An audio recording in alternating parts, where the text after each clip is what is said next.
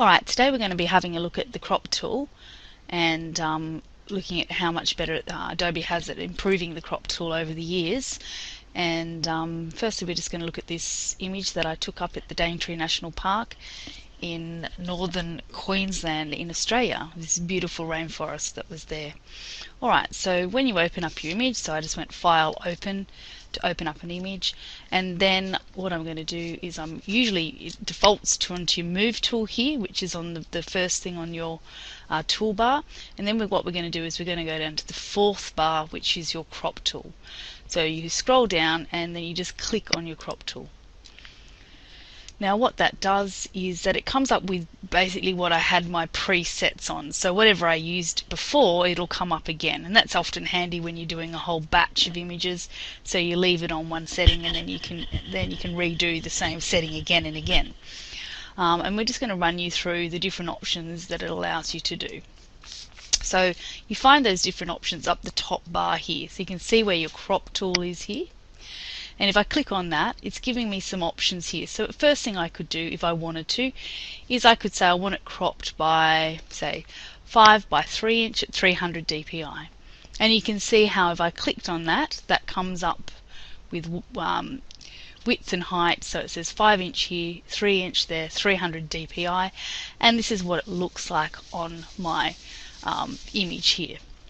So you can click on any one of those if you like, so you can see what they are like. Now I generally, well, it depends on what you want to do, but let's just work with the 5 by 7. If you don't want to set an area there, you don't have to. You can set it here. So there's some ratio things here, or you can do a new one as well. So for example, if you're doing Instagram, you could click 1 by 1 square, and that will give you an Instagram square image. Or these ones often with the ratios are there to assist you when you go do printing, so that you're cropping to the printing area. So I'm just going to choose 5 by 7 inch today, and you can see how there's a 5 there and then a 7 up on my board. Now that is actually the right way. It's actually vertically facing.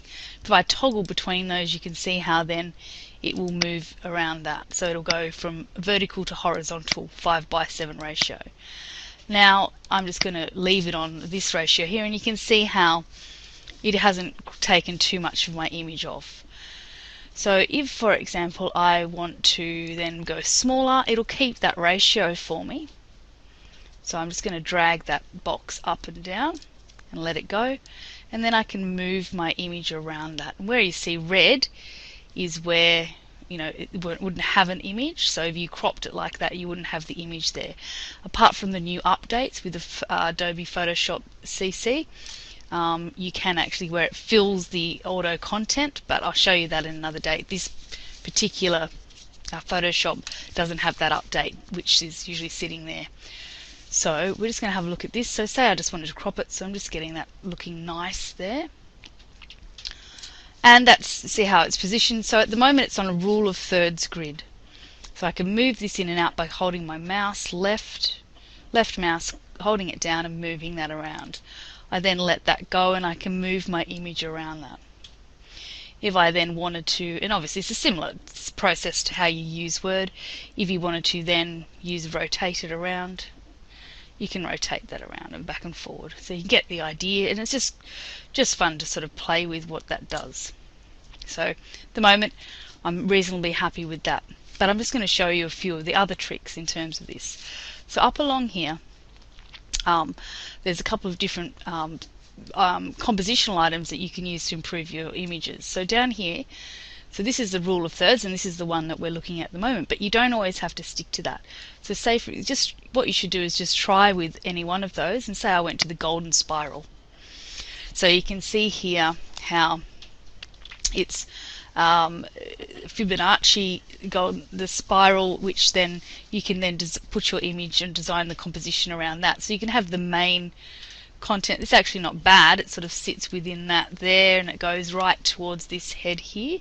So it actually sits that composition quite nicely. So it actually rotates into there. So it won't crop it any differently, but it's just giving you a sense of different compositions. So if, for example, then we just went to this triangle, you can see how you can work with composition with that.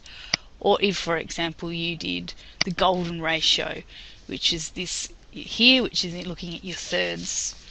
So it really depends on what you want to play with there. So that's just one tool just in terms of composition, but at the moment I'll just leave it on golden spiral.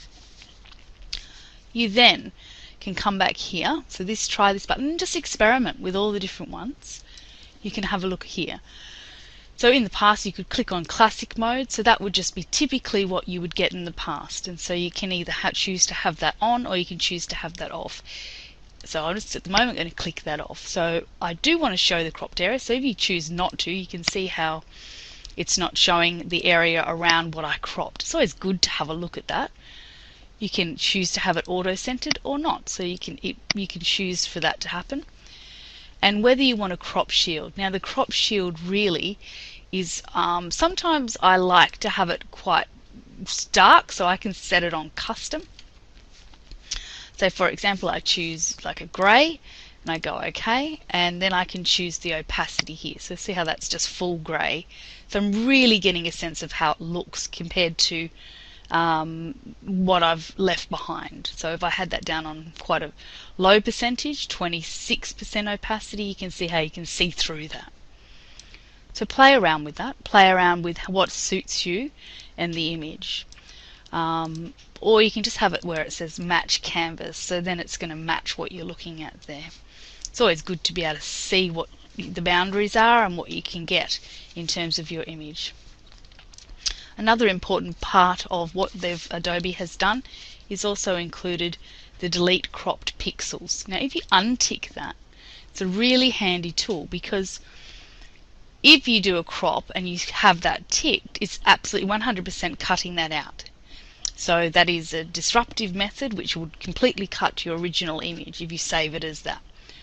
If you don't want that, you can choose not to delete the crop pixels. So at any time you can come back and rearrange that composition. Much like if you have a choice, you'd always choose not to delete your crop pixels unless you're 100% sure that that is the image that you want.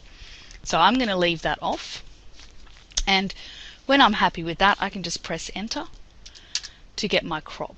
And let's have a look at what that does. So you can see now how that's cropped that image, and it's now taken it from a background layer over my layers palette here to layer 0.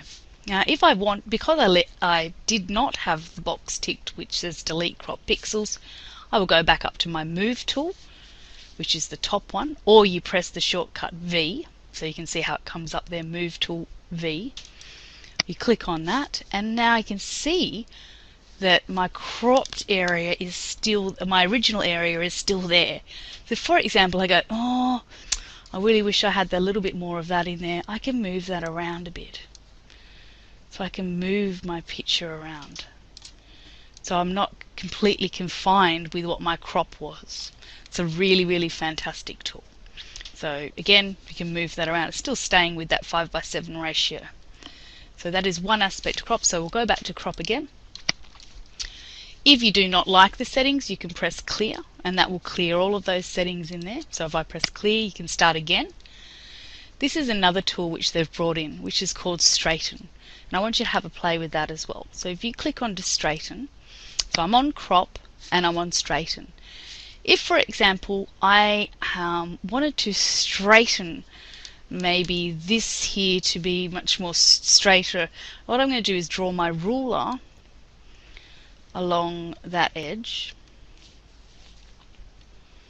and then when I let it go, it straightens it up. So it's going to see how it's made it on the vertical axis. So I'll just go backwards, and so I'll just go say, no, I don't want to crop that. So I just click my move tool, don't crop, and you can see how it was there. And then if I use my straighten tool, let's go up to my crop, click on straighten, I draw the ruler from, you can see how it's showing me the outside edges of my crop as well. I'm going to draw the ruler up here, and that's then going to make it straighten to the vertical axis. Can you see how that's gone there? So have a play with that. So that also is a really tempting way to change your composition around too. So if you're happy with that, you press enter or double click. and there you have it. But at this stage I just missed that corner there, so I might just go back. I've pressed Control Z, so I just went back because I didn't want that little corner there. But again, play with what all of these can do, because it will really help you in being able to fundamentally adjust your compositions of your images. I hope you enjoyed that, and next time I'm going to also show you the more updated version of this software, which includes image content. So I will show that to you next time. Thank you.